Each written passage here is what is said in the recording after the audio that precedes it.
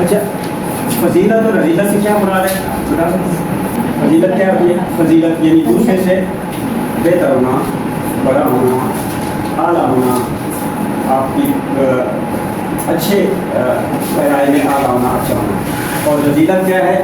جو ہوتا ہے نا گھٹیا خراب، اس کا الٹ ہے.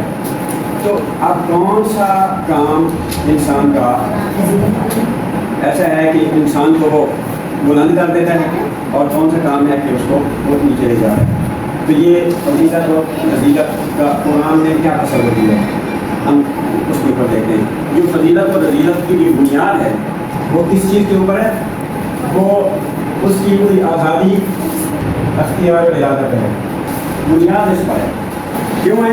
اچھائی پتہ کرتا ہے یا کوئی برائی کرتا ہے، کسی کے ساتھ برا اندیشی سے پیش آتا ہے یا کسی پہ ظلم کرتا ہے، تو وہ اپنے اختیار سے کرتا ہے نا، ولنگنیس سے بالکل کرتا ہے.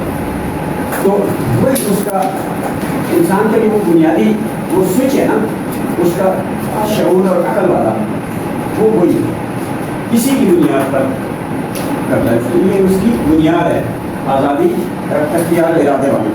یہ اتنی بڑی نعمت ہے اللہ نے انسان کو دی ہے، جسے کہا نا انسان کو کہ انا جعلنا شاکرا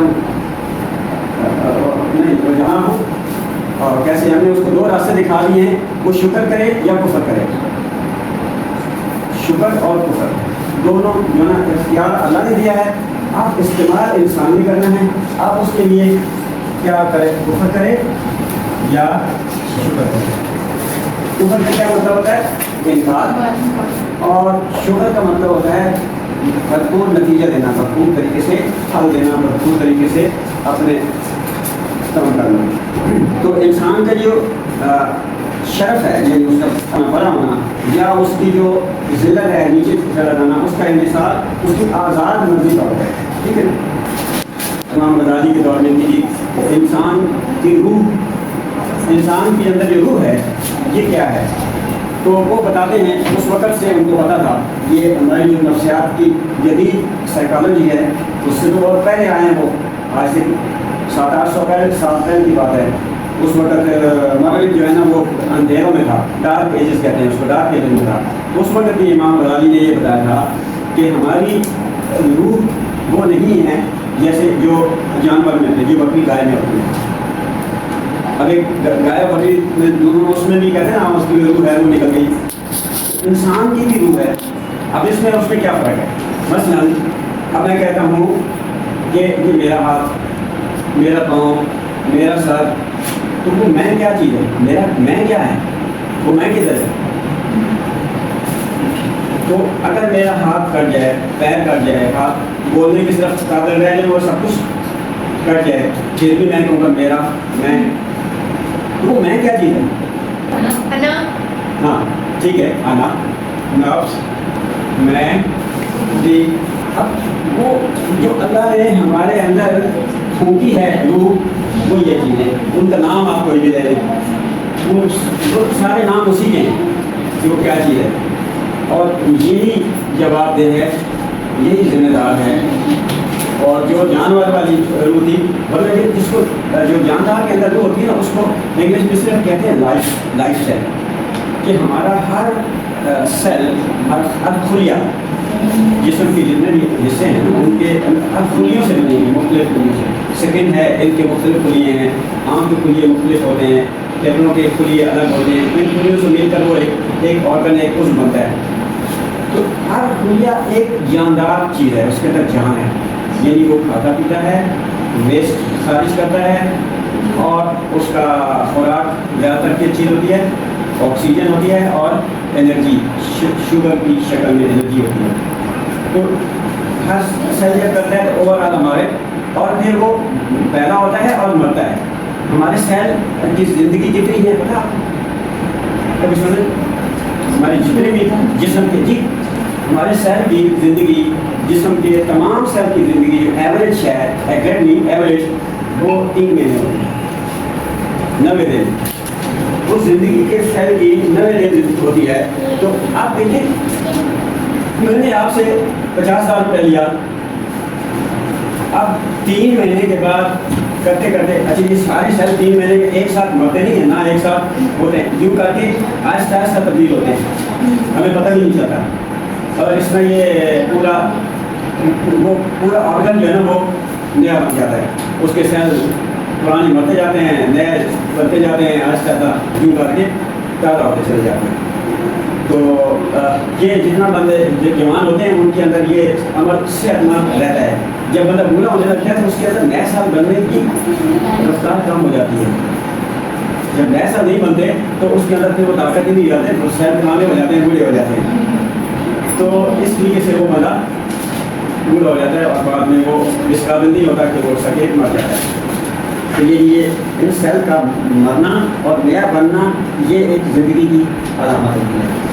اب دیکھیں میں ایک 50,000 میں نے لیا ایک سے، اور اس کے 5 سال بعد تو میرے پورے جو آرگن چینج ہو گیا، میرے دماغ کے سیل، دل کے سیل، ہر چیز بازی کو میں وہ رہا ہی بھائی 50,000 کون سے لیا تھا، میں تو کچھ اور ہوں۔ کبھی ایسا ہوا ہے؟ جب سے دیکھ آپ کو ایسا نہیں ہوتا، کیوں نہیں ہو سکتا؟ اصل میں جو معاہدہ کر رہا ہوں وہ میں یہ اب دیکھیے جو میری طبعی حیثیت، جو میری فزیک ہے، وہ میرے گوشت پوشت خون یہ وہ ہڈیاں وہ ہیں، وہ بالکل الگ ہے، اور میں جو فیصلہ کر رہا ہوں، جو معاہدہ کر رہا ہوں، وہ میں بالکل الگ ہوں، یعنی وہ جو میں ہے نا یہ اس باڈی میں تو ہے، اس گاڑی میں تو بیٹھی ہوئی ہے، لیکن گاڑی کا حصہ نہیں ہوں۔ بالکل اس کی مثال ایسی ہے کہ گاڑی کا کام ہے مجھے یہاں سے وہاں تک گھر سے چلا ہوں، یہاں تک میرے گاڑی نے پہنچا دیا، لیکن میں گاڑی کا پارٹ نہیں ہوں، اس لیے وہ میں ختم نہیں ہوتا۔ وہ 50,000 جو لیے تھے اس میں نے لیے تھے، اگر میرے جسم نے لیے ہوتے وہ تو تبدیل ہو چکا، 5 سال میں سینکڑوں دفعہ تبدیل ہو گیا، اس کے بعد وہ رہا ہی نہیں۔ اب یہ اللہ کے امر سے اب یہ وہ رول ہے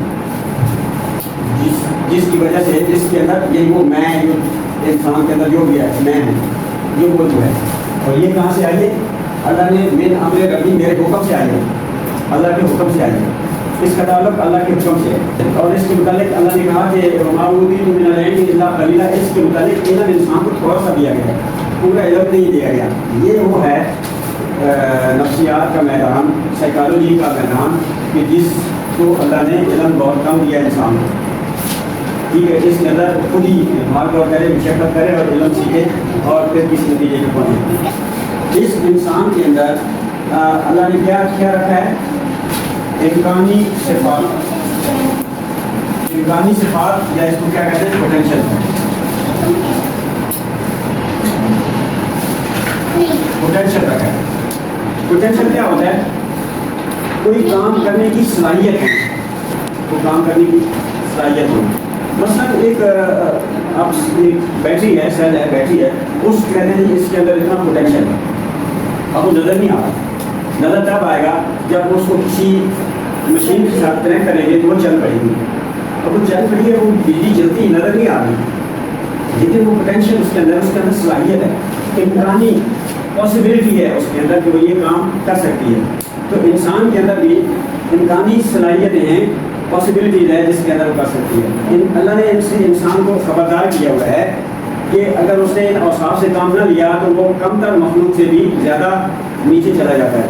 اب اس کی اللہ نے فرمایا کہ ان کے لہم قلوب لا یفقہون بہا، ان کے دل تو ہیں لیکن اس سے وہ سوچتے نہیں ہیں، ان کی آنکھیں ہیں ان سے وہ دیکھتے نہیں ہیں، ان کے کان ہیں ان سے سنتے نہیں ہیں، اور کہا کہ اولئک کالانعام، وہ چوپایوں کی طرح ہیں، بعد وہ مجال اس سے بھی غائب ہو گئے۔ اب اس سے کیوں کہا؟ اس سے بھی غائب ہو گئے۔ یہ جب یہ دے دیا نا انسان کو اختیار و ارادہ، اور جانور کے پاس اختیار و ارادہ نہیں ہے، اس کے پاس اس کے اوپر قدرت کا ایک چیک ہے، ایک مضبوط چیک ہے۔ مثلا بکری مر جائے گی، گوشت نہیں کھائے گی، ہے نا، ہم تو مرنے لگے گے تو ہم گھاس بھی کھا لیتے ہیں، گوشت بھی کھا لیتے ہیں، کچھ بھی کھا لیتے ہیں، اپنی جان چاہیے، حرام حلال جو بھی ملے ہم کھا لیتے ہیں، لیکن اس جانور پہ ایک چیک ہے قدرت کا، شیر جو مرضی ہو جائے اس میں گوشت ہی کھانا ہے، وہ گھاس نہیں کھائے مر جائے گا، یہ قدرت کا چیک ہے۔ اسی طرح باقی چیزیں جو ہیں جیسے نسل کشی جس کو افزائش نسل کہتے ہیں، جانوروں کے اوپر ایک چیک ہے، جب ایک خاص موسم آتا ہے تو ملاپ ہوتا ہے، ورنہ نہیں ہوتا، ورنہ وہ پھرتے رہتے ہیں، گائے بھینس گائے بھی پائے بھینس سب پھر رہے ہیں، کچھ نہیں ہوتا کسی کو۔ لیکن انسان کی جب بات جاتی ہے ایک دم چونکہ اس اپنا اختیار فریڈم آف چوائس ہے، اختیار ارادہ اللہ نے اس کو دیا ہے، تو اب اس کے اوپر اور جو صلاحیت ہے جو قدرت ہے وہ ہے جانوروں والی، اور آگے لمٹ ہے کوئی نہیں، تو انسان پہ بہت نیچے تک گر جاتا ہے اگر وہ دینے لگے تو۔ مثلاً اس بیل ہے، اس نے جب چہرہ کھا لیا نا اس کے بعد وہ سائڈ پہ بیٹھ کے آرام سے جگالی کرنے لگ جاتا ہے، اس کو اس سے کوئی غرض نہیں ہے کہ اس چارے کو کوئی اٹھا کے لے جائے، کوئی دوسرا کھا جائے، کچھ بھی ہو جائے، لیکن وہ آرام سے جگالی کرتا ہے، اس کا پیٹ بھر گیا۔ لیکن انسان کیا کرتا ہے، جب اس کا پیٹ بھر جاتا ہے تو وہ پھر مزید اکٹھا کرتا ہے، مزید اکٹھا کرتے کرتے وہ پھر دوسرے کا بھی کھا لے لیتا ہے، کلثوم کا لے لیا، اس کا بھی لے لیا، سب کا لے لیا، اور اپنے پاس اکٹھا کرتا ہے، اور یہ میرے بچوں کے لیے، بچوں کے بچوں کے لیے، اور پھر وہ کیونکہ اس کے اوپر حد نہیں ہے، قدرت کی جو لمٹ ہے نا وہ جانور کے اوپر تو ہے، انسان کے اوپر نہیں ہے، اس لیے اللہ نے کہا کہ وہ بل ہم عقل، ایک خدا نا خدا رہے گا کل علام وہ جانوروں جیسے ہیں، بلکہ کہا کہ بل ہم اگر اس سے بھی کہہ رہے ہیں کہ وہ اب انسان کے اندر لالچ ہے، اس نے اب دوسروں کا بھی شروع کر دیا تھا، اس سے افزائش نسل کا جو معاملات ہیں اس میں بھی انسان حدوں سے گزر گیا۔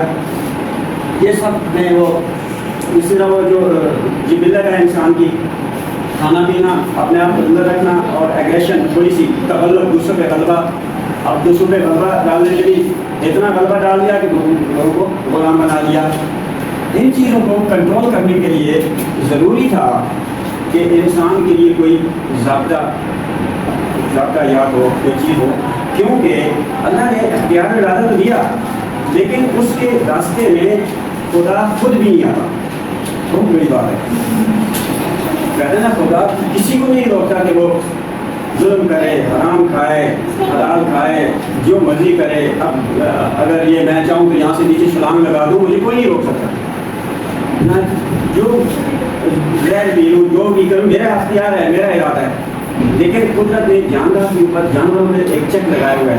اب دیکھو جو جانور گائے بھینس یہ ہوتی ہے نا، جو زہریلی جڑی بوٹیاں ہوتی ہیں ان کو وہ کھاتی نہیں، وہ جو سوکھتی ہیں دیکھتے ہیں کہ ان کے لیے نقصان دہ ہے تو وہ چھوڑ دیتے ہیں، وہ نہیں کھاتے، لیکن ہمیں پتہ نہیں چلتا، ہم اختیار ارادے والے ہیں، ہم تجربات کرتے ہیں، اس کے بعد پھر اس نتیجے پہ پہنچتے ہیں۔ یہی وجہ ہے یہ جو آزاد اللہ نے آپ کو شعور دیا ہے اور ایک فریڈم آف چوائس دی ہے، یہی وجہ ہے کہ ہمارے اوپر لازم ہے کہ ہم اپنے جو بڑے ہیں، جو والدین ہیں، ان سے اچھی باتیں تو لیں لیکن اس کو ایگزیکٹ فالو نہ کریں۔ فالو کرنے کے لیے کیا چیز ہے ہمارے پاس؟ قرآن کے اصول ہیں، وہ اصول ہیں جو خدا نے ہمیں دیے، ان کو فالو کرنا ہے۔ اب جب اصول کو فالو کریں گے نا، اس کے راستے میں اگر آپ کے ماں باپ کا اور ان کا سب کچھ جو بھی آتے ہیں تو وہ آپ کہیں گے نہیں یہ اللہ کے قانون کے خلاف ہے، نہیں ہے، اس کی مثالیں ہمارے سامنے ہیں نا۔ حضرت نوح علیہ السلام کا بیٹا تھا جو ڈوب گیا نا، حضرت نوح نے کہا نا کہ آ جاؤ کشتی میں سوار ہو جاؤ، بچ جاؤ گے، اس نے کہا نہیں مجھے میں پہاڑ پہ چڑھ جاؤں گا، میں بچ جاؤں گا، کچھ نہیں ہوگا، وہ نہیں بچ جاؤں، ڈوب گیا۔ اسی طرح حضرت ابراہیم علیہ السلام اپنے والد کو کہا کہ دیکھیں ہم تو ہمارے یہاں کیا کہتے ہیں کہ ماں باپ کی حکم ماننا، یہ یاد رکھیں کہ ماں باپ کا حکم ماننا فرض نہیں ہے، ماں باپ کی صرف دو چیزیں ضروری ہیں۔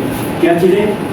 ایک ان کی عزت کرنی اور ان کی خدمت کرنی، اس میں اور اس حد تک ہے عزت کرنی کہ حکم آیا کہ وقت لہوں گا जनाह जुल्ले, अपने कंधे इज्जत से उनके आगे झुका के रखें।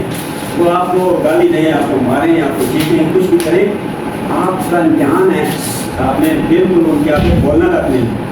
और दूसरा उनका हाथ है, उनकी खिदमत करें। एक तो है ना वक़्त और दूसरा एक और है वो चीज़ें। लेकिन हुक्म जो है ना वो अल्लाह का मानना है, क्योंकि उस उम्र में, इसको उम्र रज़ीला उम्र कहते हैं, कि जब इंसान की तवानाइयाँ कम हो जाती हैं, सोचने समझने की ताकत कम हो जाती है, फिर वो जो इल्म आपके पास, जो माँ बाप के पास, बड़ों के पास है, वो पुराना हो गया है। कि बच्चों का इल्म है वो नया है, तवानाई भी ज़्यादा है और इल्म भी नया है, तो ये ज़्यादा बेहतर फैसला कर सकते हैं। और जब फैसला करना है तो आपने खुद अपने इल्म से और आप उससे करना, क्योंकि उस फैसले का नतीजा भी उसी ने भुगतना है जिसने फैसला किया है। ये बड़ी अहम चीज़ है। वरना ये कहते हैं कि माँ बाप ने मरवा दिया, उसने मरवा दिया, भैया क्यों मरे? अपने फैसला अपने हाथ में रखे ना, किसी को नहीं फैसला करने। ठीक है जी, और कोई सवाल जवाब कर